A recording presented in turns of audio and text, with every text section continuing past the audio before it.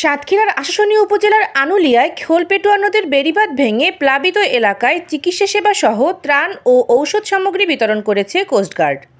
বৃহস্পতিবার সকাল 10টা হতে বিকাল 3টা পর্যন্ত কোস্টগার্ড পশ্চিম জোন প্লাবিত এলাকায় ত্রাণ বিতরণ ও মেডিকেল ক্যাম্প পরিচালনা করে।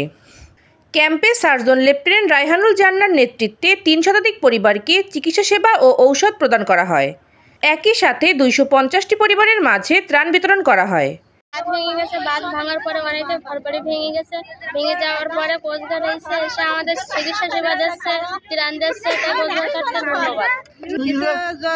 জল উঠে গেছে, আছে ঘর বাড়িতে তোলাই গেছে, আছে কোস্টগার্ড এসে ডাক্তারের চিকিৎসায় ওষুধ দিতেছে, ত্রাণ দিচ্ছে।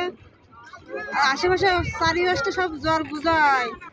কোস্টগার্ড জানিয়েছে, উপকূল এবং নদী তীরবর্তী মানুষের প্রয়োজনে কোস্টগার্ডের মানবিক কার্যক্রম অব্যাহত থাকবে।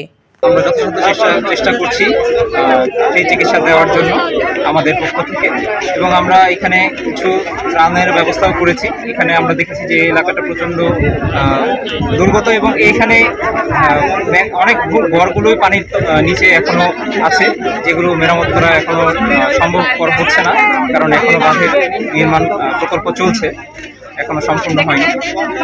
তো আমরা এই এলাকা থেকে যতখানি সম্ভব আমাদের সর্বোচ্চ চেষ্টা করে ত্রাণ একদম দূরবর্তী মানুষদের কাছে, যারা একদম সবকিছু থেকে দূরে থাকে, তাদের কাছে পৌঁছে দেওয়ার চেষ্টা করছি।